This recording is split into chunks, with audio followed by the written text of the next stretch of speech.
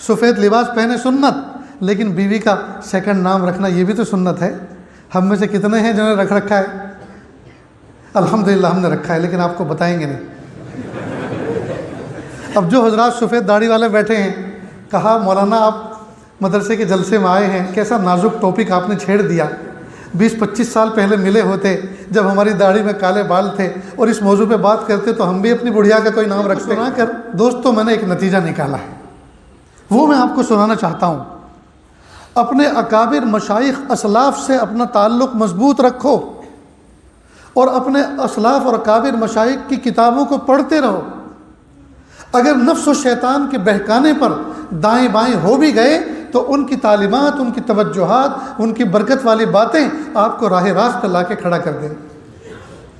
آج ہمارا حال یہ ہے، ساری دنیا کو ہم ہیلو ہائی کرتے ہیں، ساری دنیا کو مسکراہٹیں بکھیرتے ہیں، یہاں تک کہ مسکرا کر بتکلف یہ گال بھی دکھ جاتے ہیں، ڈیپر دیتے ہیں، الیکٹرانک سلام کرتے ہیں، سامنے والے کو مخاطب کرتے ہیں، اور گھر میں آتے ہیں تو ایسے جیسے کڑوی دوائی پی کر آئے۔ اللہ الرحمن الرحیم، الحمدللہ وکفا وسلام علی عبادہ الذین اصطفیٰ، اما بعد، اعوذ باللہ من الشیطان الرجیم، بسم اللہ الرحمن الرحیم، اقرأ بسم ربک الذی خلق، خلق الانسان من علق، اقرأ وربک الاکرم الذی علم بالقلم، سبحان ربک رب العزت عما یصفون وسلام علی المرسلین والحمد للہ رب العالمین۔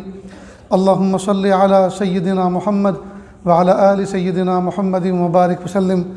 اللہم صلی علی سیدنا محمد وعلی آل سیدنا محمد وبارک وسلم۔ اللہم صلی علی سیدنا محمد وعلی آل سیدنا محمد وبارک وسلم۔ یہ عاجز بندہ ان تمام طلبہ عزیز کو دل کی گہرائیوں سے مبارکباد پیش کرتا ہے جن بچوں نے 7-8 سال 10 سال میں ادارے کے اندر قیام کر کر فن حدیث کی کتابوں سے تکمیل کی۔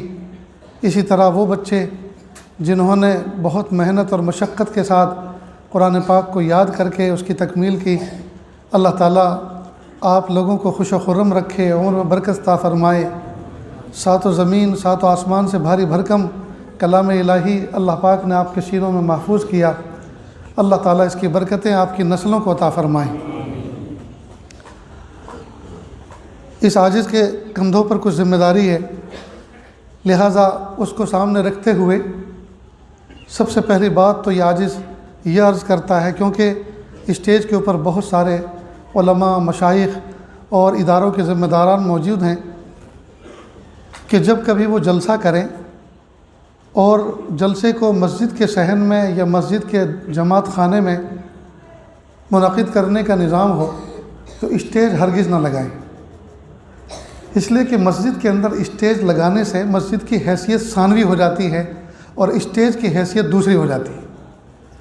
مسجد کی حیثیت دوسری بن جاتی ہے اور اسٹیج ایک منظر ایسا پیش کرتا ہے گویا ہم فنکشن ہال میں بیٹھے ہیں، تو ہمیں یہ حق نہیں پہنچتا کہ ہم اللہ تعالیٰ کے گھر کی حیثیت کو تبدیل کریں۔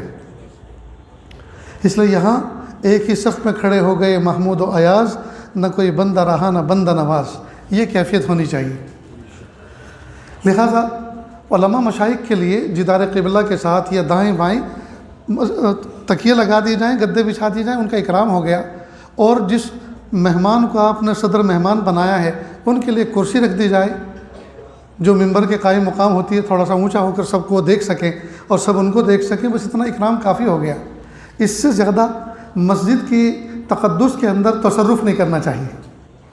مجھے امید ہے کہ یہ بات اگر قابل اصلاح ہو تو اس کو اپنانا چاہیے۔ جن بچوں کے گلوں میں ہار ڈالے ہیں، اچھا ہوا میری طرف کوئی نہیں آیا، ورنہ میں کہتا میں ہار کا قائل نہیں ہوں، جیت کا قائل ہوں۔ یہ پھولوں سے آپ ہمیں ہرا رہے ہیں، ہم تو جیت کے قائل ہیں۔ جس وقت یہ عاجز اس ادارے کے اندر داخل ہوا تو میں نے دیکھا کہ بہت سے لوگوں نے پھول نشاور کیے۔ میرے بھائیوں، یہ پھول اللہ کی نعمت ہے، یہ پیروں میں مسلنے کے لیے نہیں ہوتے۔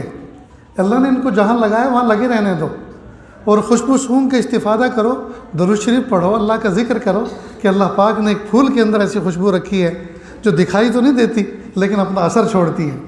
زندگی چاہیے خوشبوؤں کی طرح جو دکھائی نہ دے اور اثر چھوڑ دے۔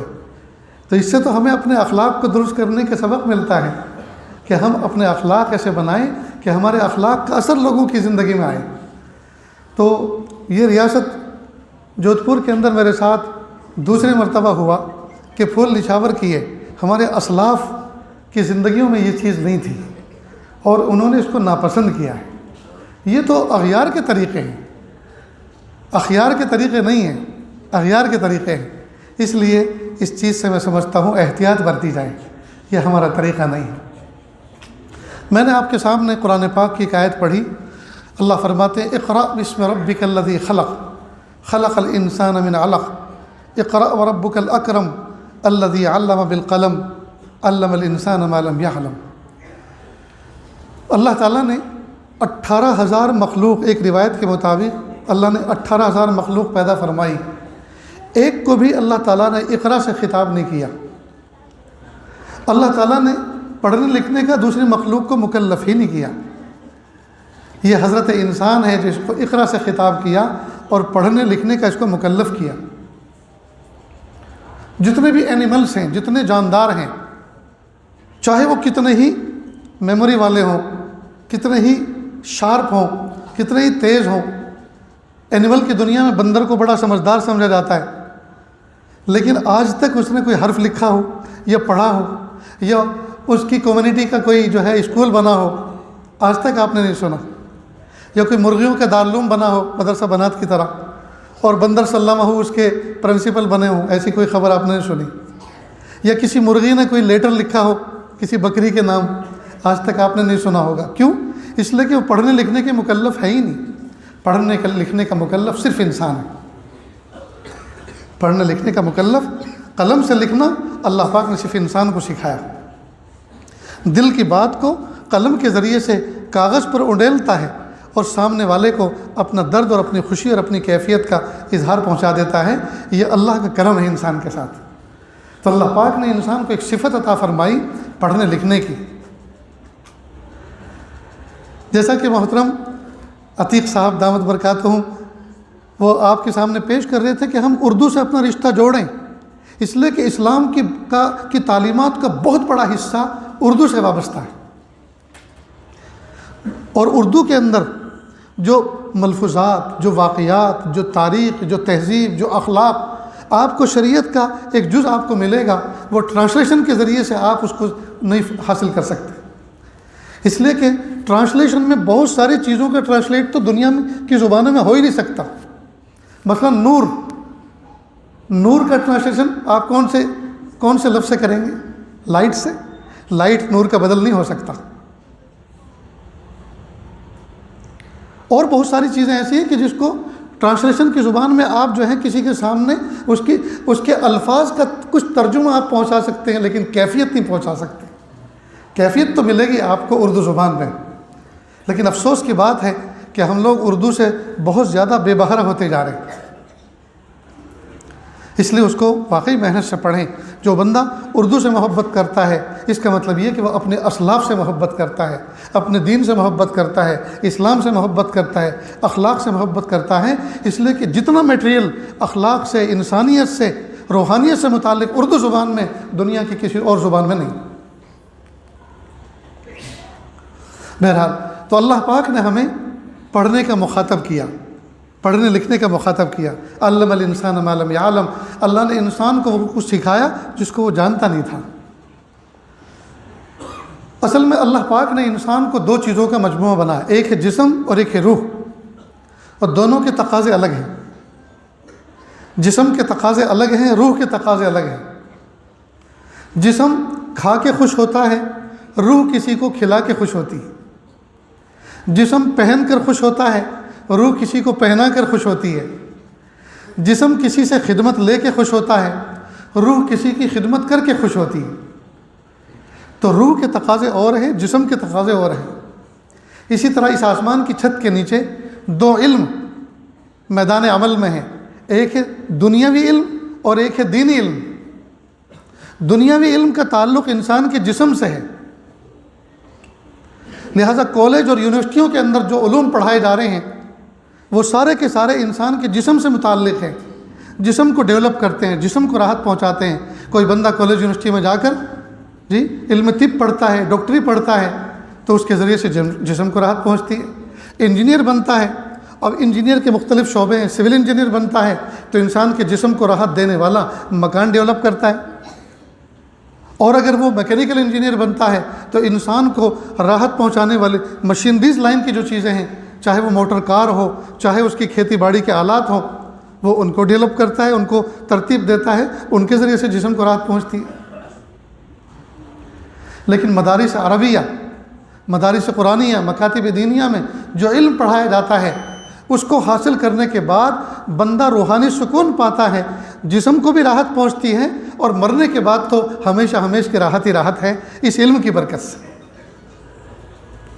نیز دنیاوی علم کالج اور یونیورسٹیوں میں پڑھایا جاتا ہے، حالانکہ ایک زمانے میں ایک ہی چھت کے نیچے ایک ہی استاد عصری علم بھی پڑھاتا تھا اور دینی علم بھی پڑھاتا تھا، ایک خاص سازش کے تحت ان علوم کو الگ الگ کر دیا گیا، ورنہ ایک ہی چھت کے نیچے ایک ہی پگڑی پہننے والا، ایک ہی کرتا پہننے والا جو بہت دستار میں وہ دنیاوی علوم بھی پڑھاتا تھا اور دینی علوم بھی پڑھاتا تھا۔ خیر آج کل اس کی تقسیم ہو گئی ہے، لیکن جب ہم دنیا میں آئے ہیں تو دنیا میں ہمیں تکلیف کی زندگی نہیں اٹھانا، اللہ کی نعمتوں سے فائدہ اٹھانا ہے، اور نعمتوں سے فائدہ اٹھانے کے لیے دنیاوی علم کا سیکھنا بھی ضروری ہے، لہٰذا ہم اس میں بھی آگے بڑھیں، اس میں ترقی کریں، اور اس میں ترقی کرتے ہوئے ہم دینی علوم سے مستغنی نہ ہوں، اس سے بے بہرا نہ ہوں، اس سے آپ بہرور ہوں، اس سے آپ مستفید ہوں، تاکہ آپ دنیا میں رہتے ہوئے دنیا کی چالوں کو بھی خوب سمجھیں، دنیا کی ترقیات سے بھی خوب لطف اندوز ہوں، اور نعمتوں پہ شکر ادا کرتے ہوئے دینی علوم سیکھ کر اس پر عمل کریں، اور اس پر عمل کر کے دنیا میں بھی سرخروئی حاصل کریں اور آخرت میں بھی سرخروئی حاصل کریں۔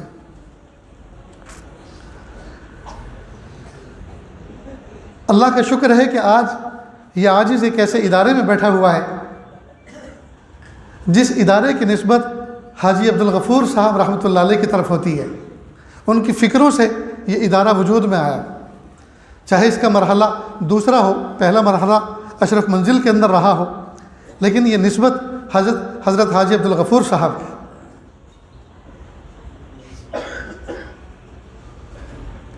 حاجی عبدالغفور صاحب کون تھے؟ اس عاجز کا اس شہر میں، اس ادارے میں آنا صرف اور صرف ان کی یاد اور محبت میں ہوا ہے، ان کی یاد، ان کی محبت میں آئے۔ اس عاجز کے پاس رمضان تک بالکل بھی وقت نہیں، لیکن سلوٹوں سے وقت اس لیے نکالا کہ یہ نسبت والی جگہ ہے، نسبتوں والی جگہ ہے۔ ابھی میں تقریباً 10-15 دن پہلے واپس لوٹا، 15 دن پہلے ساؤتھ افریقہ کے سفر سے، اور افریقہ کے 3-4 ملکوں کا سفر تھا۔ شاید ہی کوئی مجلس یا کوئی محفل ایسی رہی ہو جہاں حاجی عبدالغفور کا تذکرہ اس عاجز نے نہ کیا ہو۔ حاجی صاحب جب چھوٹے سے بچے تھے، اساتذہ بھی سنیں اور دل کے کانوں سے سنیں، یہ معصوم بچے جو آپ کے سامنے بیٹھ کے پڑھتے ہیں، یہ بظاہر معصوم بچے ہوتے ہیں اور کمزور سے ہوتے ہیں، ٹوٹے ہوئے دل والے ہوتے ہیں، لیکن یہ پتہ نہیں ہے یہ جو ہمارے سامنے آج بچہ الف اور با اور تا پڑھ رہا ہے، کیا پتہ یہ بچہ کل کا شیخ وقت ہو، کل کا کوئی شیخ الحدیث ہو، کل کا کوئی امیر المؤمنین ہو، کل کا کوئی سی ایم اور پی ایم ہو، کل کا کوئی ایم ایل اے اور ایم پی ہو، ہمیں نہیں پتہ یہ جو ہمارے سامنے بچہ پڑھ رہا ہے۔ لہٰذا دل جمی کے ساتھ، محبت کے ساتھ، شفقتوں کے ساتھ اپنے دل کیفیت اس کے اندر انڈیل دینی چاہیے، تاکہ جب وہ بچہ اپنے مقام کو پہنچے تو وہ جتنی خدمت کرے اس خدمت میں ہمارا حصہ لگ جائے، اور یہ بچہ دنیا اور آخرت میں ہماری عزت کا باعث بنے۔ حاجی عبدالغفور صاحب چھوٹے سے تھے، پڑھنے کے لیے گئے، اور استاذ نے ایسی ضرب شدید کا معاملہ کیا کہ کپڑے خراب ہوئے۔ نانی دادی نے کہہ دیا بس بیٹا جتنا پڑھنا تھا پڑھ لیے، اب کوئی مدرسے میں جانے کی ضرورت نہیں، یہاں تک کہ وہ بچپن میں امی رہے، لیکن خود کو شوق اتنا تھا کہ خوب کوشش کرتے رہے، اور اللہ تعالیٰ نے ان کو حروف شناسی کا علم عطا فرمایا، یہاں تک کہ حروف کو جوڑنے توڑنے لگے اور عبارتیں پڑھنے لگے، تاہم لکھنا زندگی بھر نہیں آیا۔ اگر پڑھ جاتے اور استاد شفقت کا معاملہ کرتا تو آج ان کے نام کے ساتھ 4 چاند لگے ہوتے۔ عجیب اللہ کی شان، حضرت تھانوی رحمۃ اللہ علیہ کے ساتھ ان کا عشق کا تعلق تھا، محبت کا تعلق تھا، اور انہی کی نسبت پر اللہ پاک نے ان کو صاحب نسبت بنایا۔ حضرت سے خط و کتابت کرتے، کسی سے کرواتے تھے، اور حضرت کو بھی ان سے اتنی محبت تھی، ایک مرتبہ خط لکھا کہ حضرت میں فلاں تاریخ کو آپ کے پاس آ رہا ہوں، اطلاع عرض ہے۔ تو حضرت نے اپنے مقربین کو کہا کہ جودھ پور کی طرف سے صحابہ صفت ایک شخص آ رہا ہے، اگر کسی کو دیکھنا ہو تو میرے پاس ٹھہر جاؤ۔ کیسی محبت ہوگی حضرت کو ان سے، اور کیسا انہوں نے اپنے آپ کو سنتوں کا پیکر بنا کے سنوارا ہوگا۔ اللہ اکبر کبیرہ۔ جب حضرت نے ان کو اجازت نامہ خلافت دی تو اس میں انہوں نے لکھا کہ حضرت میں اس قابل نہیں ہوں۔ حضرت نے فرمایا اس قابل نہیں ہے، آپ کی یہ کیفیت ہے تبھی تو یہ ذمہ داری دی جا رہی ہے۔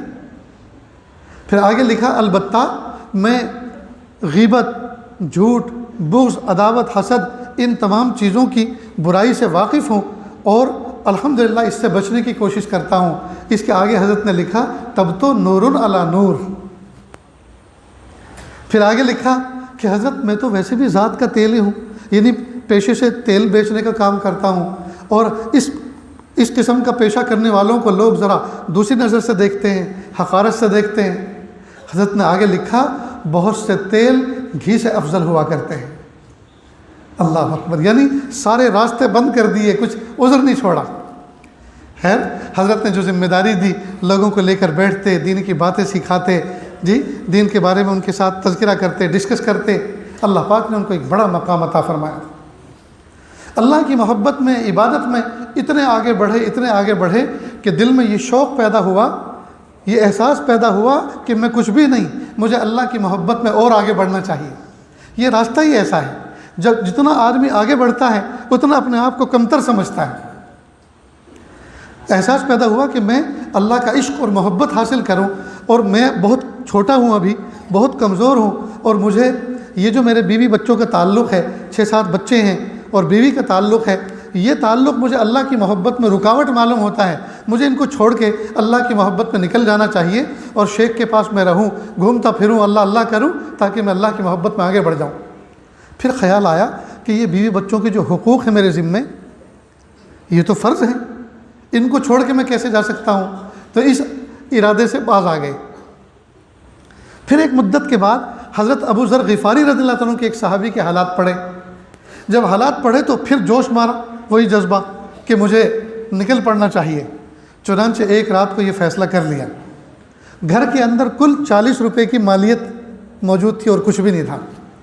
اس میں سے 7 روپے لیے سفر خرچ کے طور پر، ضرورت کے طور پر، اور ساتھ میں 2 کتابیں لی، ایک کلیات امدادیہ حاجی امداد اللہ مہاجر مکی رحمۃ اللہ علیہ کی، اور ایک غالباً حضرت تھانوی رحمۃ اللہ علیہ کی ملفوظات کی کتاب تھی۔ 2 کتابوں کو لے کر اندھیری رات میں گھر سے نکل گئے، ایک نظر بچوں پہ سب پہ محبت کی ڈالی اور نکل گئے۔ اور جودھ پور ریلوے اسٹیشن سے دلی کا سفر نہیں کیا، جانا تھا تھانہ بھون اپنے شیخ کے پاس۔ جودھ پور ریلوے اسٹیشن سے سفر شروع نہیں کیا کہ ہو سکتا ہے کوئی شناسہ پہچان لے، اور جب ڈھونڈ مچے گی تو کوئی کہہ دے کہ ہم نے دیکھا ادھر کو جاتے ہوئے، تو لوگ اس سمت میں نکل پڑیں گے تلاش کرنے، اور کسی نہ کسی طرح سے جا لیں گے، مجھے جا پکڑیں گے۔ 40 میل پیدل چلے اور کسی چھوٹے سے ان نون ریلوے اسٹیشن سے سوار ہوئے دلی کی ٹرین میں۔ رات بھر ٹرین چلتی رہی، الصبح دلی پہنچی۔ دہلی اسٹیشن کے قریب پہاڑ گنج کے علاقے میں ایک مسجد تھی، وہاں پہنچے، اور وہاں جانے کے بعد پورے دن کتاب پڑھتے رہے، اس لیے کہ سہارنپور کی طرف، تھانہ بھون کی طرف جانے والی ٹرین شام کو تھی، اور 24 گھنٹے میں صرف ایک مولی کھائی تھی، اس کے علاوہ کوئی چیز نہیں کھائی۔ کتاب پڑھتے رہے۔ اللہ کی شان، حاجی امداد اللہ مہاجر مکی رحمۃ اللہ علیہ کی جو کتاب کلیات امدادیہ تھی، اس میں ایک حکایت لکھی تھی، وہ حضرت نے پڑھی۔ کس نے؟ حاجی عبدالغفور صاحب نے۔ انہوں نے وہ حکایت پڑھی، اس میں لکھا تھا کہ ایک شخص تھا، اس کے دل میں اللہ کی محبت کا شوق پیدا ہوا، اس کے دل میں اللہ کی محبت کا شوق پیدا ہوا، تو اس نے سوچا یہ بیوی کے ساتھ تعلق جو ہے یہ اللہ کی محبت میں رکاوٹ ہے، لہٰذا مجھے اسے چھوڑ کے چلے جانا چاہیے، تو اس کو طلاق دے دی اور طلاق دے کے نکل گیا صحرا کے اندر، پہاڑوں کے اندر، کہ میں اللہ کی محبت حاصل کروں۔ اللہ کی شان لمبی مدت کے بعد واپس لوٹا اپنے گاؤں میں لوٹا تو ایک شخص نے دیکھا کہ یہ کوئی درویش اللہ کا ولی معلوم ہوتا ہے، میں اس کو اپنے گھر ٹھہراؤں، آج اپنی ڈھانی میں ٹھہراؤں، اس کے اکرام کروں، خدمت کروں، مجھے دعا ملے گی۔ اللہ کی شان، جس آدمی نے اس کو دعوت دی اور اپنے گھر میں ٹھہرایا، تو یہ مہمان جو اللہ کے عشق میں نکلا تھا اپنی بیوی کو طلاق دے کر، اس عورت کی اس کا نکاح اسی شخص کے ساتھ ہوا تھا، اسی گھر میں۔ بس بیوی نے دیکھا، اوہو یہ تو بہت پرانا کھلاڑی آیا ہے۔ خیر اس کا اکرام کیا گیا، کھلایا پلایا سلایا۔ صبح کو فجر کی نماز پڑھنے یہ دونوں مسجد گئے، تو بیوی نے سوچا کہ یہ جو مہمان جو مجھے طلاق دے کر گیا ہے، یہ جو اللہ کی محبت میں اور اللہ کے عشق میں گھومتا پھر رہا ہے، نکلا پڑا ہے، تو دیکھو تو صحیح ہاتھ میں لیے کیا پھر رہا ہے۔ تو جو بیگ تھا، جھولا تھا کندھے کا، اس کو کھولا تو اس میں ایک سوئی تھی اور دھاگے کی لٹائی تھی، سوئی تھی اور دھاگا تھا، تاکہ کپڑے اگر کہیں پھٹ جائیں تو اس کو سیا جائے۔ اس میں کچھ آٹا تھا اور شاید چھوٹے موٹے برتن بھی رہے ہوں گے، راستے میں کہیں ضرورت پڑے، بھوک لگے تو کھانا پکا لیں۔ تو بیوی نے اس کو دیکھ کے تعجب کیا۔ جب وہ فجر کی نماز پڑھ کر آیا نیچی نظر کر کے گھر میں، اور اس کا شوہر بھی آیا اور ادھر کو منہ کر کے بیٹھا تھا، پیچھے سے وہ متعلقہ بیوی آئی اور زور سے ایک دھپ دیا اور کہا، یہ جو سب لیے پھر رہا ہے، اس پوری کائنات میں تجھے میں ہی دنیا دکھی تھی کہ مجھے چھوڑ گیا؟ آپ لوگ نہیں سمجھے، اگر سمجھتے ہوئے ہوتے تو کچھ تو چہرے سے تاثر معلوم ہوتا کہ کیا سمجھیں۔ تمہارے باپ بھی ایسے ہونے چاہیے، تمہیں چھوڑ کے بھاگ جائیں سب کے سب، تم سمجھدار ہی نہیں ہو۔ اللہ حفاظت فرمائے۔ تو دھپ دیا اور کہا، یہ جو تم لیے پھر رہا ہے، اس کائنات میں تجھے میں ہی دنیا دکھائی دی تھی کہ مجھے چھوڑ گیا۔ یعنی بہت بلیغ اشارہ اس نے کیا، اگر تیری یہ ضرورت کی چیز ہے اس لیے لیے پھر رہا ہے، تو میں بھی تو ضرورت کی چیز تھی کہ تجھے حرام سے بچا رکھا تھا، میں تیری حلال بیوی تھی۔ اور اگر میں ضرورت سے زائد چیز تھی، بیکار کی چیز تھی، تو یہ سامان لیے کیوں پھر رہا ہے؟ یہ بھی تو زائد ہے پھر۔ اور اگر تیرا جواب یہ کہ نہیں یہ ضرورت کی چیز تھی، تو میں بھی تو ضرورت کی چیز ہوں، مجھے چھوڑ گیا، اس کو لیے پھر رہا ہے۔ بس یہ حکایت واقعہ جب حاجی عبدالغفور صاحب رحمۃ اللہ علیہ نے پڑھا، فوراً کتاب بند کی اور 14 طبق گویا روشن ہو گئے، اور فوراً احساس ہوا، ہائے یہ غلطی مجھ سے بھی تو ہوئی ہے، میں نے طلاق تو نہیں دی لیکن چھوڑ تو دیا نا، میں کس کے حوالے کر کے آیا ان کو؟ اب اگر میں حضرت تھانوی کے پاس، اپنے شیخ مکرم کے پاس جاؤں گا اور انہوں نے یہ بات پوچھ لی، بچوں کے لیے کیا انتظام کر کے آئے ہو، ان کے نان نفقے کا کیا ہے اور ان کے حقوق واجبہ کا کیا ہے، تو میرے پاس تو کوئی جواب ہی نہیں ہے۔ ڈانٹ پڑے گی وہ الگ، سب کے سامنے رسوائی اور شرمندگی ہوگی وہ الگ۔ لہٰذا چپ چاپ کتاب بند کی اور وہیں سے گھر کی طرف واپس ہو گئے اور جودھ پور آ گئے۔ آنے جانے میں مکمل 3 دن لگے۔ جب گھر پہنچے تو اہلیہ محترمہ نے ایک دانہ بھی حلق کے نیچے سے نہیں اتارا تھا، رو رو کے برا حال تھا، اور بچے الگ پریشان تھے۔ سب سے آ کر معذرت کی، اللہ کے لیے مجھے معاف کر دو، بہت بڑا دھوکہ میں نے تمہیں دیا۔ اس واقعے کو سنا کر دوستوں میں نے ایک نتیجہ نکالا ہے، وہ میں آپ کو سنانا چاہتا ہوں۔ اپنے اکابر مشائخ اسلاف سے اپنا تعلق مضبوط رکھو اور اپنے اسلاف اور اکابر مشائخ کی کتابوں کو پڑھتے رہو۔ اگر نفس و شیطان کے بہکانے پر دائیں بائیں ہو بھی گئے تو ان کی تعلیمات، ان کی توجہات، ان کی برکت والی باتیں آپ کو راہ راست پہ لا کے کھڑا کر دیں۔ آپ ہمیشہ گمراہ نہیں رہ سکو گے۔ وقتی طور پر اگر کچھ ہو بھی گیا، وقتی طور پر، تو اللہ تعالیٰ ان کی صحبتوں کی برکات سے، ان کی توجہات سے اور ان کی تعلیمات کی روشنی میں آپ کو ایسی گائیڈ لائن اللہ عطا فرما دیں گے کہ آپ کے سامنے آپ کا دھوکہ کھل جائے گا۔ تو ویسے یہ بات تو بڑی اچھی لگ رہی ہے، محبت والی، کہ اللہ کی محبت، اللہ کے عشق میں آگے بڑھنا چاہیے، لیکن وہ عشق ہی کیا جو اللہ کے حقوق کو پامال کر کے حاصل کیا جائے، وہ محبت ہی کیا جو اللہ کے احکام کو تروڑ مروڑ کر پیش کیا جائے یا حاصل کیا جائے۔ اس لیے دوستو ہمیشہ یاد رکھیں، اللہ کے محبوب صلی اللہ علیہ وسلم کی سنت پر ہم عمل کریں، احکام شریعت کو اچھی طرح سمجھیں اور اپنا تعلق اپنے اسلاف، اپنے اکابر، اپنے مشائخ، علماء، صلحاء کے ساتھ جوڑ کے رکھیں۔ جس زمانے میں انسان تھوڑے سے تھے اور ان کے مسائل و پرابلم بھی تھوڑی سی تھی، اس زمانے میں 2 نبی آیا کرتے تھے، اور جب کہ انسانوں کا وجود بڑھ گیا، پرابلم بڑھ گئے، پریشانیاں بڑھ گئیں، جی اب پوری دنیا میں 1 نبی بھی نہیں۔ عقل تو یہ چاہتی ہے شہر جودھ پور میں 3 اور 4 نبی ہونے چاہیے، اس لیے کہ تعداد بڑھی ہوئی ہے۔ دلی، کلکتہ، بمبئی جیسے شہر میں 8-8 10 نبی ہونے چاہیے، لیکن جودھ پور اور دلی اور بمبئی اور کلکتہ تو چھوڑو، پوری دنیا میں 1 نبی نہیں۔ اللہ تعالیٰ نے یہ پاکیزہ سلسلہ کیوں بند کیا؟ سنیں اور غور سے سنیں، اور خاص طور سے فارغ ہونے والے طلبہ سنیں۔ اللہ تعالیٰ نے اپنے پیارے محبوب صلی اللہ علیہ وسلم کو دنیا میں مبعوث فرما کر، اور محبوب کو جو امت عطا فرمائی اور امت میں جو علماء صلحاء عطا فرمائے، گویا کہ اللہ کی رحمت نے اب اعتماد فرمایا کہ اب مجھے کسی نبی کو بھیجنے کی ضرورت نہیں ہے، میرے محبوب کی امت میں جو علماء صلحاء ہیں وہ صبح قیامت تک امت کی رہبری کرتے رہیں گے۔ لہذا دنیا کے اندر جہاں بھی کوئی فتنہ کھڑا ہوتا ہے، اور دنیا کے اندر جہاں بھی کوئی اس قسم کی چیز ہوتی ہے، رونما ہوتی ہے، اکابر مشائخ فوراً اس پر سر جوڑ کے بیٹھتے ہیں، دعائیں کرتے ہیں، اللہ تعالیٰ سے دعائیں کرتے ہیں، اس کی تدبیریں کرتے ہیں، اور اللہ تعالیٰ اس فتنے کے مقابلے کے لیے افراد کھڑے کر دیتے ہیں۔ اس لیے طلبہ عزیز، پیارے طلبہ عزیز، اپنے اسلاف سے تعلق جوڑ کے رکھو، اپنے اسلاف سے تعلق جوڑ کے رکھو، اکابر مشائخ کی کتابوں کو سینے سے لگا کے رکھو، ان کو محبتوں سے پڑھو۔ افسوس کی بات ہے امت نے کتابیں پڑھنا چھوڑ دیا ہے۔ میں تقریباً 25 سال سے اللہ کے راستے میں نکلا ہوا ہوں۔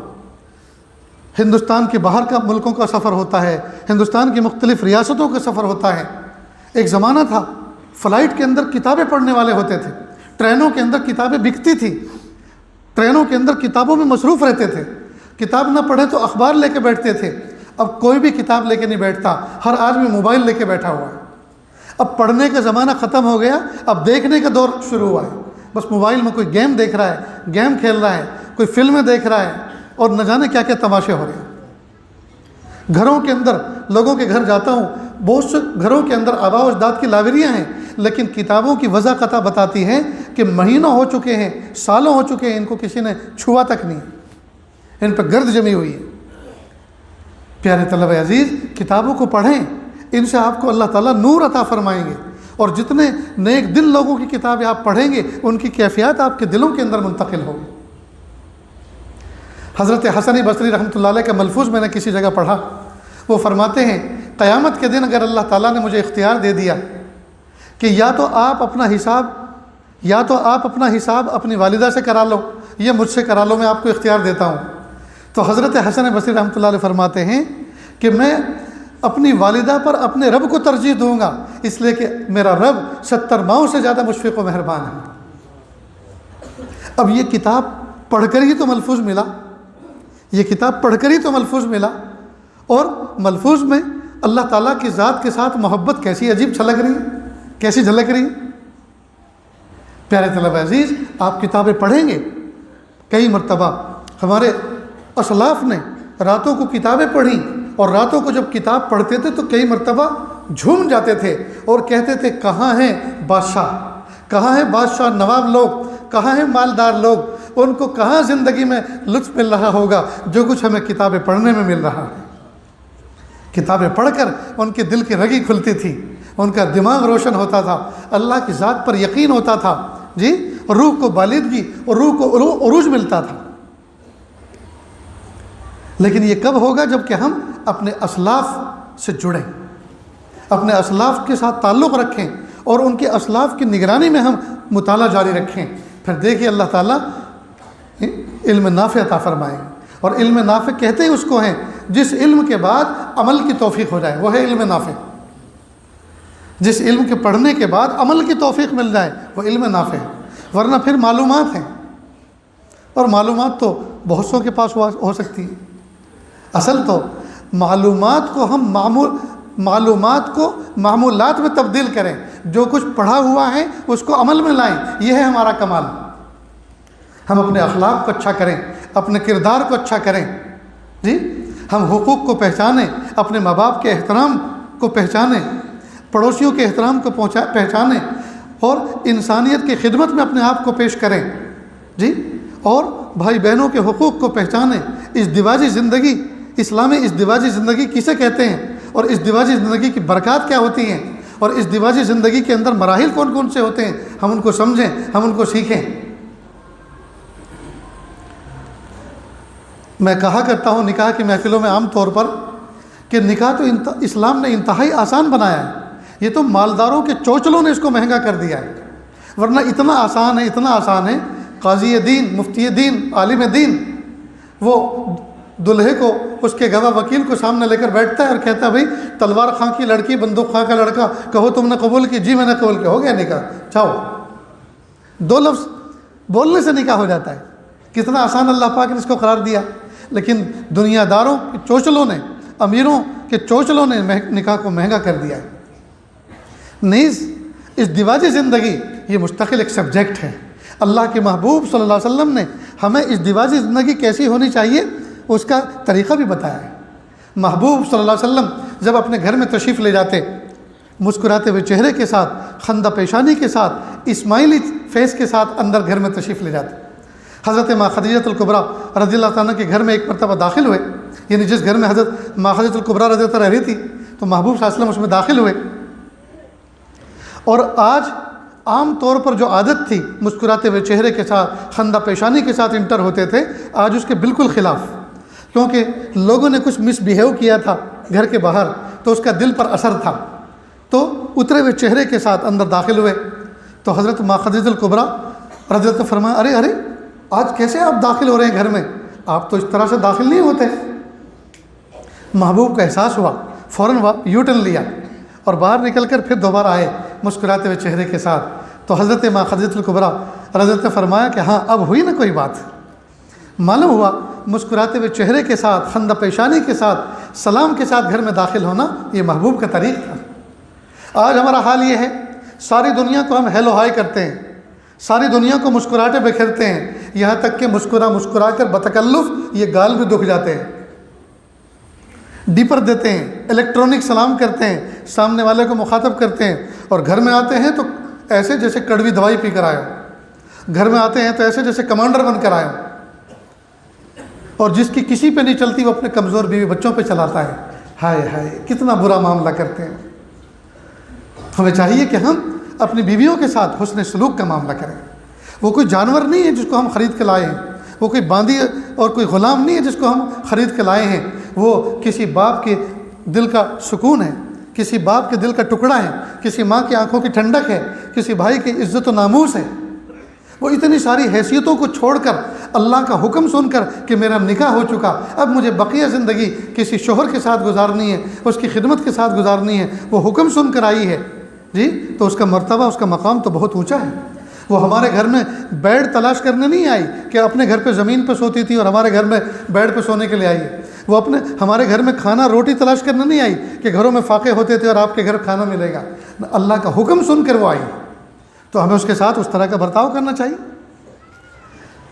تو اللہ کے محبوب صلی اللہ علیہ وسلم نے ہمیں یہ بھی سکھایا ہم اپنے بیویوں کے ساتھ کیسا سلوک کریں، ہم اپنی بیویوں کے ساتھ محبت کیسے کریں۔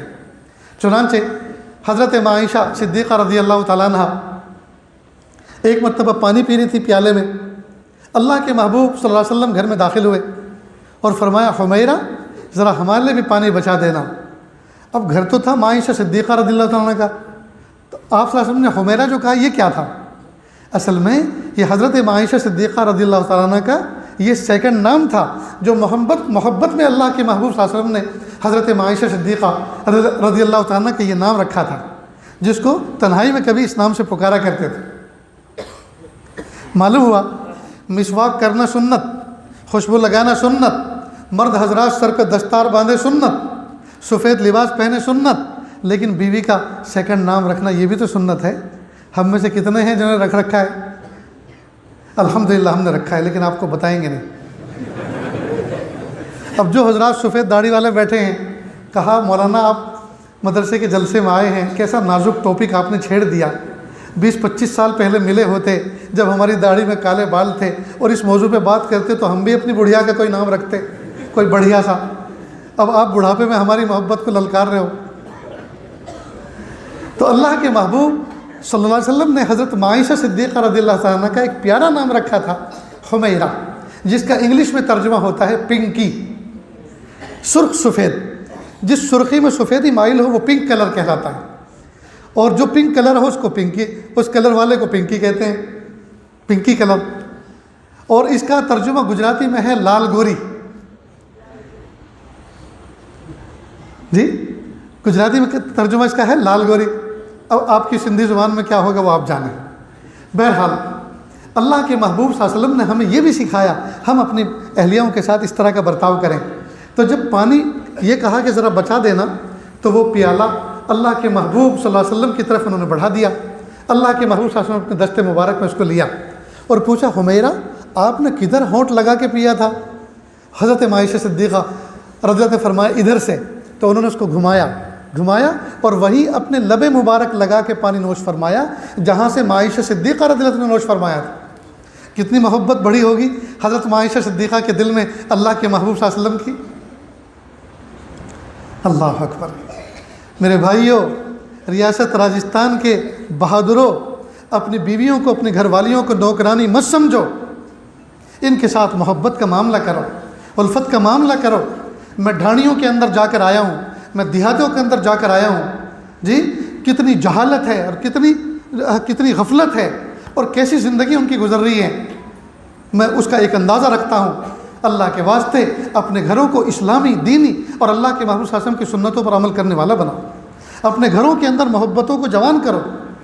میاں اور بیوی کا تعلق حاکم اور محکوم کا نہیں ہے، بلکہ عاشق اور معشوق، حبیب اور محبوب کا ہونا چاہیے۔ میاں بیوی کا تعلق حاکم اور محکوم کا نہیں، عاشق و معشوق، حبیب اور محبوب کا ہونا چاہیے۔ آپ دن بھر کام کاج میں رہو، شام کو آنے کے بعد اپنی بیوی بچوں کے ہو کر رہو۔ آج بچے اپنے ماں باپ کی تربیت، اپنے اسلاف کی، اپنے آباء و اجداد کی تربیت پر اس لیے نہیں آ رہے کہ جہالت کے گھنگور گھٹا چھائی ہوئی ہے۔ باپ اپنے بچوں کو لے کر نہیں بیٹھتا، شاید دسترخوان پر ایک ساتھ لے کر بیٹھنے کا موقع نہیں ملتا کہ اس وقت بیٹھے بچوں سے پوچھا، بیٹا آج تم نے کیا پڑھا، آج تمہارا سبجیکٹ کیا تھا، آج تمہارا سبق کیا تھا، آج استاذ نے تمہیں کیا تربیتی بات سنائی۔ اور خود کچھ سنا ہو، کسی جلسے میں کسی بیان میں گیا ہو، خود کچھ پڑھا ہو تو اپنے بچوں کو سنائیں، بیٹا میں نے زندگی گزارنے کا ایک عجیب نسخہ ایک کتاب میں پڑھا ہے، میں آپ کو سامنے سنا رہا ہوں۔ بچہ اس کو سنے گا، اس پر عمل کرے گا۔ فرصت ہی نہیں ہے، دن بھر کام کاج میں رہتے، راتوں کو فون لے کر پڑ جاتے ہیں اور بیوی کو نہیں دیکھتے، فون کو دیکھتے ہیں۔ حالانکہ جو چیز فون میں دیکھ رہے ہیں وہ فزیکل طور پر بیوی موجود ہے، لیکن حرام لذات لے رہے ہیں، حلال لذت نہیں لے رہے۔ اس لیے دوستو، میں ایک دو باتیں اس سلسلے سے آپ کو کہہ رہا ہوں، ذرا اس کو دھیان سے سنیں۔ اپنی بیویوں سے، اپنی گھر والیوں سے محبت کا معاملہ اختیار کریں، الفت کا معاملہ اختیار کریں، خود بھی صاف ستھرے رہیں، بیوی کو بھی صاف ستھرا رہنے کا حکم دیں۔ اب جب مرد کا یہ حال ہو، کھیتی باڑی میں اور فیکٹریوں میں اور کمپنیوں میں اور گیریج میں کام کر کے بالکل سڑا بھسا ہوتا ہے، گھر میں پہنچتا ہے انہی لباس کے ساتھ تھکا ہارا گدھے کی طرح سو جاتا ہے، اور وہ سوچتا ہے اسی حال میں اپنی بیوی سے پیار محبت کروں، جب اس کے اندر بغلوں میں مرے ہوئے کتے کی بدبو آ رہی ہے تو بیوی خواہ کس سے محبت کرے گی؟ اور یہی حال بیوی کا ہے، وہ بھی کچھ کم نہیں ہے اس سے، جی اس میں بھی بدبو آ رہی ہے۔ اب وہ سوچتی ہے کہ یہ مجھ سے محبت نہیں کر رہا، کروٹ لے کے ادھر کو پڑ جاتا ہے، اور پھر پتہ نہیں کس کس باپو کے پاس اور عامل کے پاس ڈھونڈتی پھرتی ہے، کوئی ایسا تعویذ بنا دو کہ میرا شوہر میرا ہو جائے۔ ارے تو خود اتنا بڑا جادو ہے کہ پتہ نہیں کس کس کو اپنا بنا لیتی ہے۔ اگر نکل جائے گھونگھٹ اٹھا کر بازار کی طرف تو پتہ نہیں تیرے کون کون ہو جائیں، تو ایک شوہر کو اپنا نہیں بنا سکتی۔ اس کی وجہ یہ ہے کہ صفائی ستھرائی نہیں۔ روزانہ غسل کا اہتمام کریں، صاف ستھرا رہنے کا اہتمام کریں۔ کیا مجال کہ میاں بیوی آپس میں محبت نہ کریں؟ میں عام طور پر نکاح کی محفل میں اس طرح کی بات کہتا ہوں نوجوانوں سے شہروں میں، کہ بیوی کو ایک ریلائنس فون نے ایک سلوگن نکالا تھا، کر لو دنیا مٹھی میں۔ ہم نے اس کے مقابلے میں کہا تھا، کر لو بیوی مٹھی میں۔ کر لو بیوی مٹھی میں. اور وہ کیسے کریں تو اس کی کچھ ٹپس بتائی تھی کہ ایسے محبت کرو، ایسے سلوک کرو، اس طرح سے پیار کرو، اور اس طرح کا کوئی ہدیہ تحفہ گھر میں لا کے دو. یاد رکھنا، ایک پتے کی بات بتاتا ہوں، ہر بیوی اپنے شوہر سے اپنی محبت کا پروف چاہتی ہے، لیکن وہ زبان سے کبھی نہیں کہتی کہ مجھے پروف پیش کرو کہ تم کو مجھ سے محبت ہے. زبان سے کبھی نہیں کہتی، وہ باحیا ہوتی ہے. لیکن وہ آپ کے انداز اور بیہیو میں وہ ڈھونڈتی ہے کہ ان کو مجھ سے محبت ہے کہ نہیں. تو اس کا طریقہ یہ ہے کہ آپ جب بھی کبھی سفر پہ جاؤ، اس کے لیے کوئی تحفہ لے کے جاؤ. کبھی کوئی لباس ہے، کبھی انر کوئی لباس ہے، کبھی کوئی جوتی چپل ہے جی. اب وہ جب یہ آپ چیز دو گے تو آپ کی نظروں سے ہٹ کر بچ کر وہ تنہائی میں جا کر اس کو سر پہ رکھے گی، چومے گی اور دیکھے گی میرے شوہر یہ لے کر آئے، واقعی میرے شوہر کو مجھ سے محبت ہے، تبھی تو اتنے بزی شیڈول کے اندر ٹائم نکال کر میرے لیے یہ چیز لے کر آئے ہیں. بس یہ چیز ثبوت بن جائے گی، پروف بن جائے گی کہ بیوی کو شوہر کو بیوی سے محبت ہے. اسی طرح کچھ ادائیں ایسی بھی دکھایا کرو. کئی مرتبہ راہ چلتے ہوئے جب اپنے گھر سے نکل رہے ہیں، چلتے چلتے کوئی ایسی بات کہہ دینی چاہیے جس سے اس کے دل میں گدگدی ہو جائے. اب مثال کے طور پر اللہ نہ کرے آپ میں سے کسی کو شوگر لگ جائے، شوگر کی بیماری، اللہ حفاظت کرے. اب آپ نے بیوی کو کہا پیاری لگتا یہ ہے کہ زندگی میں جتنا میٹھا کھانا تھا میں نے کھا لیا، میرا کوٹا پورا ہو گیا، اب مجھے جب بھی کبھی چائے دو تو پھیکی دینا.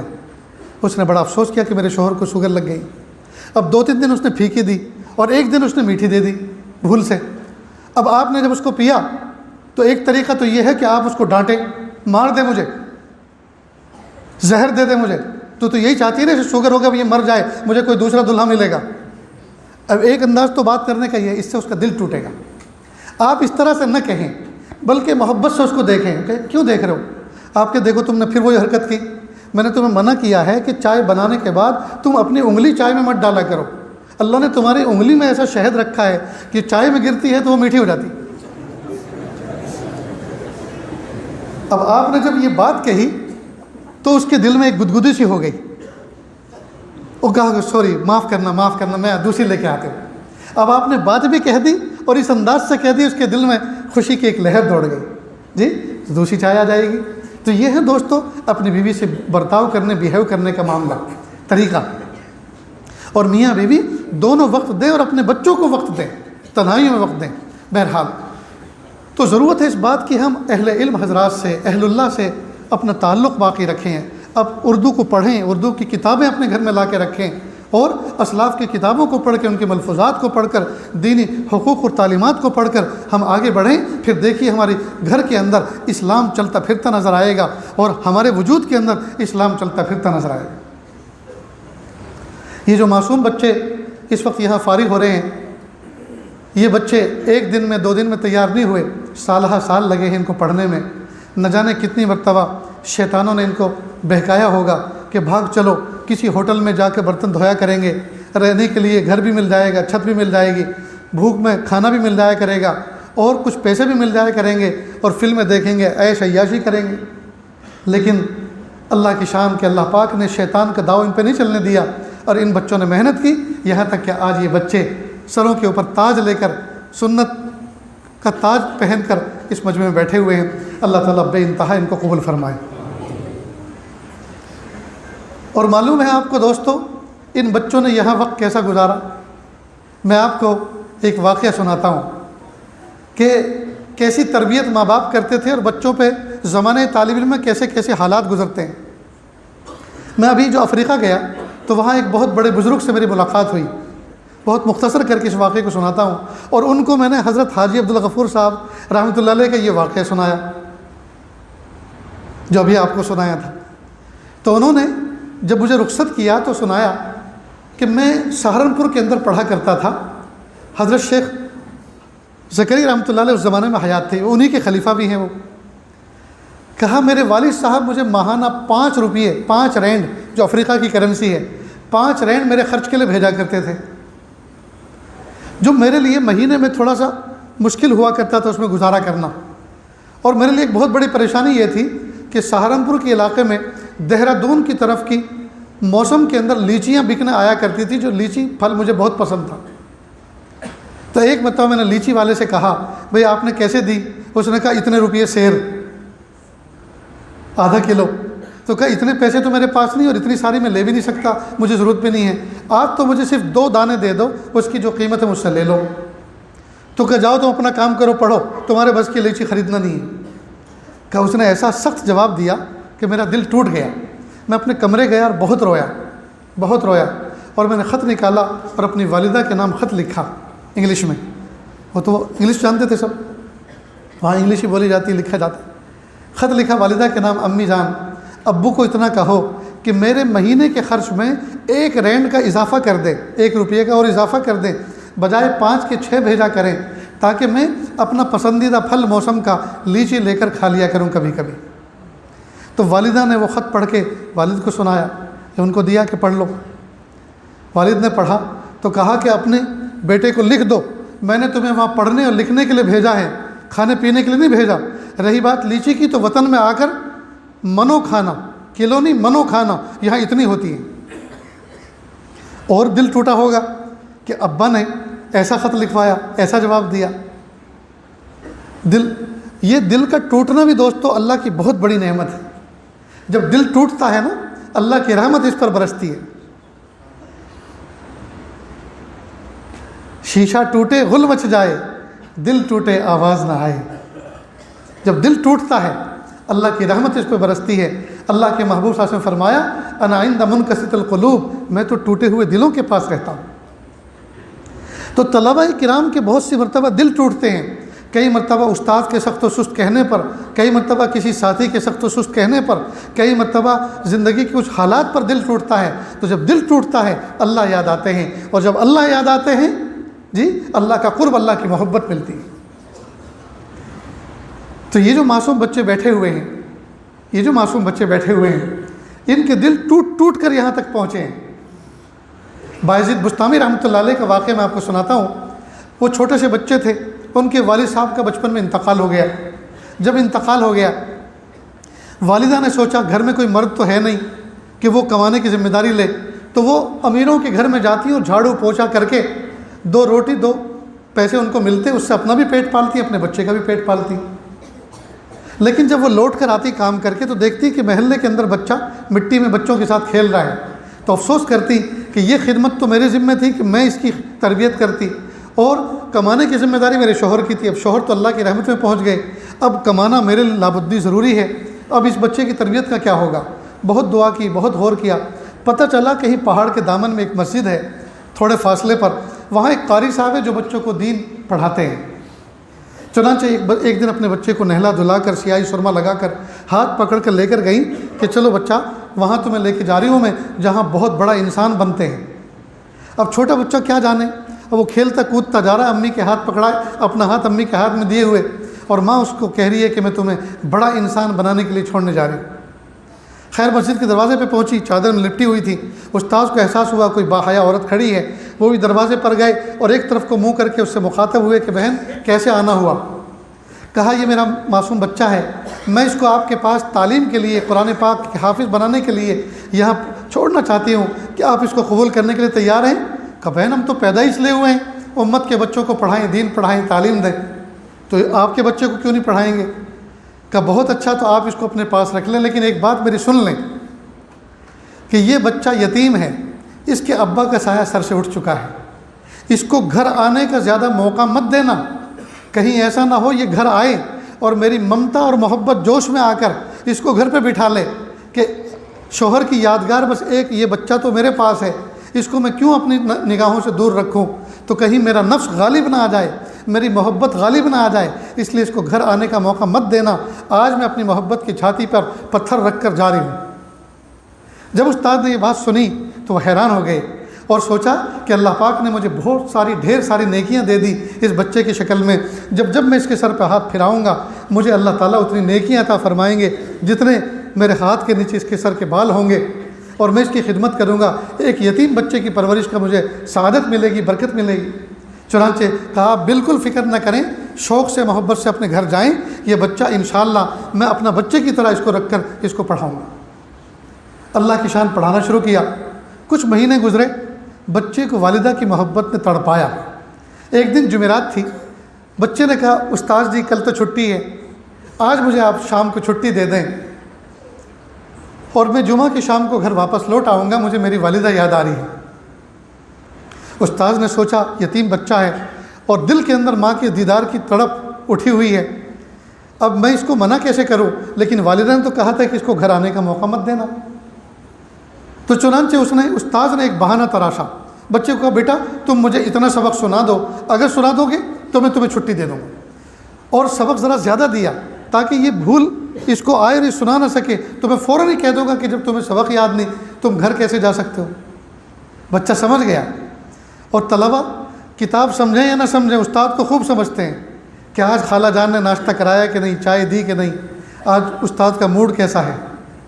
اس لیے اساتذہ کو سمجھ لینا چاہیے طلبہ کتنا ہی غبی ہو، کتاب سمجھیں یا نہ سمجھیں استاد کا مزاج اچھی طرح سمجھتا ہے۔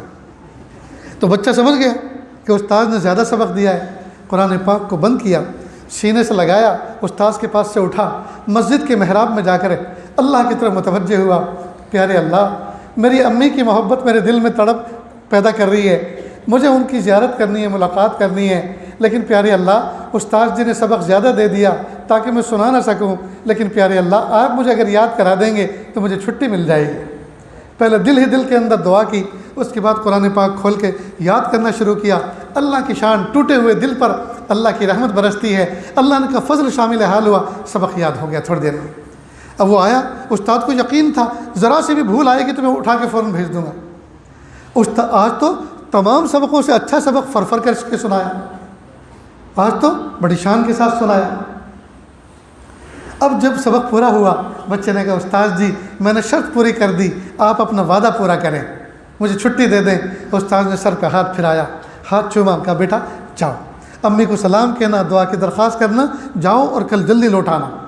اب یہ بچہ خوشی خوشی مدرسے سے، مسجد سے نکلا اور کھیتوں اور کھلیانوں میں دوڑتے ہوئے اور دل ہی دل کے اندر اپنی والدہ سے تصور میں بات کرتے ہوئے کہ آج تو امی کے پیچھے جاؤں گا، فوراً ان کی آنکھ بند کر دوں گا اور پوچھوں گا بتاؤ میں کون ہوں، اور آج تو امی کے ہاتھ کا گرم کھانا کھاؤں گا، اور آج تو امی کے ساتھ چمٹ کے سوؤں گا، نہ جانے کیا کیا تصور میں جی ایک جو ہے ماحول جمائے ہوئے اپنے گھر کی طرف رواں دواں تھا۔ جب اپنی دہلیز پر پہنچا، کنڈی اندر سے لگی ہوئی تھی، دروازہ بند تھا اور مغرب کا مؤذن اذان دے رہا تھا، اور والدہ وضو فرما رہی تھی۔ انہوں نے دروازے پہ دستک دی، ماں نے پوچھا کون؟ من دق الباب، کس نے میرا دروازہ کھٹکھٹایا؟ اس نے کہا امی دروازہ کھولو، میں آپ کا باعزید ہوں۔ ماں نے سوچا ہو شاید مدرسہ چھوڑ کے یہ بھاگ کر آیا ہے، میں نے تو استاذ کو منع کیا تھا۔ تو فوراً انداز بدل کر کہا میرا بھی ایک باعزید ہے، میں نے تو اس کو بڑا انسان بننے کے لیے ایک استاذ کی تربیت میں رکھا ہوا ہے، چھوڑا ہوا ہے، اب یہ کون باعزید ہے جو بے وقت آ کر میرا دروازہ کھٹکھٹا رہا ہے؟ یہ والا میرا باعزید نہیں ہو سکتا۔ بس بچے نے جب یہ انداز پہ بات سنی تو سمجھ گیا میرا آنا میری والدہ کو پسند نہیں آیا، فوراً کنڈی چھوڑ دی۔ غور کریں دوستو، اس موقع پر ایک یتیم بچے کو، اکلوتے بچے کو والدہ گھر میں آنے کی پرمیشن نہیں دے رہی، کتنی بڑی اس کی قربانی۔ آج کے ماں باپ سوچیں، آج کہیں ایڈمیشن کرانے کے لیے لے کے جاتے ہیں اور اسی ایڈمیشن کے داخلے پہ ہی پوچھ لیتے ہیں، ایڈمیشن کے موقع پر ہی پوچھ لیتے ہیں چھٹی کا کیا نظام ہے، گھر میں ایک فنکشن ہونے والا ہے، ایک شادی ہونے والی ہے، ہمیں 4 دن کی چھٹی چاہیے۔ اور ایک وہ ماں تھی جس نے کہا تھا گھر آنے کا زیادہ موقع مت دینا۔ بچہ فوراً نیچے اتر گیا اور ٹوٹے ہوئے دل کے ساتھ اپنے مدرسے کی طرف، مسجد کی طرف رواں دواں ہوا۔ ادھر والدہ نے نماز پڑھ کر سجدے میں سر رکھ کر اللہ کے سامنے رونا شروع کیا اور کہا پیارے اللہ میں نے اپنی محبت کی چھاتی پہ پتھر رکھا ہے، اس وقت سر شام ایک یتیم بچہ اپنے گھر پر اپنی ماں کی ملاقات کے لیے آ رہا ہے، میرا فریضہ بنتا تھا کہ میں دروازہ کھول کر اس کو سینے سے لگا لیتی، اس کے سر پہ ہاتھ پھراتی، لیکن پیارے اللہ میں نے آپ کی محبت میں یہ قربانی دی ہے، میری اس چھوٹی سی قربانی کو قبول کر لیجیے اور میرے بچے کو بڑا انسان بنا دیجیے، اپنا ولی بنا لیجیے۔ ادھر وہ بچہ روتا جا رہا، ہائے میری امی نے مجھے اپنی زیارت کا موقع نہیں دیا کیونکہ میں وقت سے پہلے اپنے گھر پر آ گیا تھا، اللہ جی مجھے بڑا انسان بنا دیجئے، والدہ کے کہنے کے مطابق مجھے بڑا انسان بنا دیجئے۔ اور یہ بچہ اپنے مدرسے پہنچ گیا، ایک طرف ماں نے اپنے سینے پہ پتھر رکھا، ایک طرف چھوٹے معصوم بچے نے اپنے دل کے ٹکڑے کیے جی تب جا کر یہ بچہ بایزید بستامی بنا، جس کا تذکرہ آج ہم جودھپور شہر کے اندر اس اللہ کے گھر میں بیٹھ کے کر رہے ہیں۔ میرے بھائیوں، بڑے انسان ایسے نہیں بنا کرتے، بڑے انسانوں کے پیچھے قربانیاں ہوتی ہیں، بڑے انسانوں کے پیچھے جذبات کا خون ہوتا ہے، بڑے انسانوں کے پیچھے نہ جانے دل کیسا چور چور ہوتا ہے، تب جا کر اللہ کا قرب ملا کرتا ہے، تب جا کے اللہ کا قرب ملتا ہے۔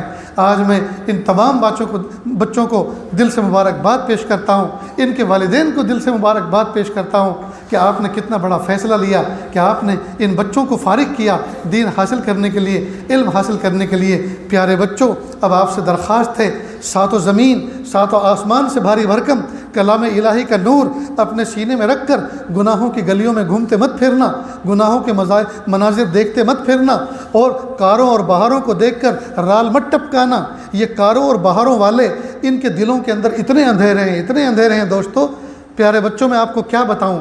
یہ بڑے بڑے کاروں والے اور بہاروں والے اور مرسیڈیز والے، یہ کئی مرتبہ تنہائی میں آتے ہیں، دیکھنے میں تو لگتا ہے یہ کروڑوں پتی ہیں، لیکن موٹے موٹے آنسو بہا کر جب ہم فقیروں سے دعاؤں کی درخواست کرتے ہیں تو پتہ چلتا ہے تو مستحق کے زکوٰۃ ہیں، یہ تو 200 کروڑ میں ڈوب گئے ہیں، یہ تو 300 کروڑ میں ڈوبے ہوئے ہیں، یہ تو کار اور ان کا بنگلہ اور ان کا کارخانہ، ان کی فیکٹری سب بیچ دے تب بھی جا کے بینکوں کے قرضے ان کے ادا نہیں ہوں گے، یہ تو مستحق کے زکوٰۃ ہیں۔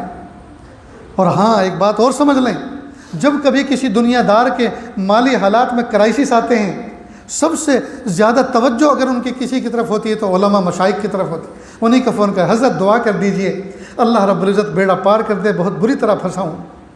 آج بھی گئے گزرے دور میں ان کو یقین ہے کہ ان اللہ والوں کی دعاؤں میں اللہ نے تاثیر رکھی ہے اور ہماری بگڑی بن جائے گی۔ اس لیے جب وہ ہم سے توقع رکھتے ہیں، ہم ان کی جیبوں پہ کبھی نظر نہ رکھیں۔ اور ایک بات اور، اہل علم حضرات کی خدمت میں بصد احترام اور ادب احترام یہ درخواست پیش کرتا ہوں کہ آپ سب کے سب حضرات یہ نیت کر لیں، آج ہمارا کوئی دوسرا سیکنڈ آپشن نہیں ہے کمانے کا، یہی تقویٰ ہے، یہی فتویٰ ہے، تنخواہ لیں اور پڑھائیں، دین کی خدمت کریں، لیکن اللہ سے دعا یہ کریں، پیارے اللہ آپ کوئی ایسا انتظام بھی تو کر سکتے ہیں، کوئی مالدار آدمی ہمیں اپنا پارٹنر بنا لے، سلیپنگ پارٹنر، کہ بس آپ تو ہمارے لیے دعا کرتے رہنا اور دعا کر کے ہمارے بزنس میں آپ اپنا حصہ لگا لو، اتنے % ہم آپ کو اپنا سلیپنگ پارٹنر بناتے ہیں۔ ایسا عین ممکن ہے، بڑے بڑے مالدار ایسا کر لیتے ہیں، بہت سے اللہ کے ولیوں کو اپنے بزنس پہ شریک کر لیتے ہیں اور وہ بہت زبردست تجارت کرتے ہیں، کیونکہ ان کی دعائیں ان کو ملتی رہتی ہیں اور ان کا حصہ وہ پہنچاتے رہتے ہیں۔ تو ہو سکتا ہے ایسا کچھ ہو، تو نیت کریں اللہ جب آپ ہمیں کوئی سیکنڈ آپشن دے دیں گے مال کا، تو ہم نے جہاں پڑھایا ہے پائی واپس کر دیں گے، تاکہ قیامت کے دن ان صحابہ کرام کی صف میں کھڑے ہونے کا موقع ملے جنہوں نے دین کی خدمت بغیر کسی معاوضے کے کی۔ اس کا مطلب یہ ہرگز نہیں کہ اس وقت جو تنخواہ مل رہی ہے یہ نعوذ باللہ ناجائز، نہیں، یہی تقویٰ ہے، یہی فتویٰ ہے کہ آپ تنخواہ لے کے دین کی خدمت کریں۔ اگر نہیں کریں گے تو گھروں میں فاقے آئیں گے، یا کچھ دوسرا کمائیں گے تو مدرسوں کو کون سنبھالے گا، ان درسگاہوں کو، ان بچوں کو کون سنبھالے گا؟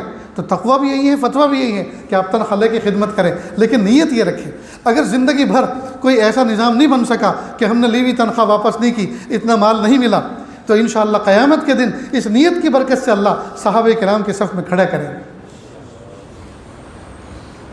تو یہ چند باتیں آپ کے سامنے پیش کی ہیں، اللہ تعالیٰ کہنے سننے سے زیادہ عمل کی توفیق عطا فرمائے، اس ادارے کو اللہ تعالیٰ دن دوگنی رات چوگنی ترقی عطا فرمائے، پڑھنے والے بچوں کو اللہ تعالیٰ اخلاص عطا فرمائے، پڑھانے والوں کو اخلاص عطا فرمائے، اور پڑھانے والوں کے درمیان حاکم اور محکوم کا نہیں بلکہ مشفق باپ اور بیٹے کا رشتہ قائم فرمائے، اور جن بزرگ کی نسبت پر یہ ادارہ چل رہا ہے اللہ ان کی روحانی نسبتیں یا اللہ صبح قیامت تک اس میں باقی رہیں، کبھی بھی کوئی ایسا شر وجود میں نہ آئے جس کی وجہ سے ادارہ بدنام ہو، ادارے کا نظام بدنام ہو، یہ ادارہ کسی تکلیف میں آ جائے۔ اللہ تعالیٰ ان مرحومین کی برکتوں سے اور ان کی دعاؤں کی ان نسبتوں کی برکت سے اللہ تعالیٰ ہمیشہ اس کو پھلتا پھولتا رکھے، ہنستا کھیلتا رکھے، اور اللہ تعالیٰ اس کو شرف قبولیت عطا فرمائے۔ وآخر دعوانا ان الحمد للہ رب العالمین۔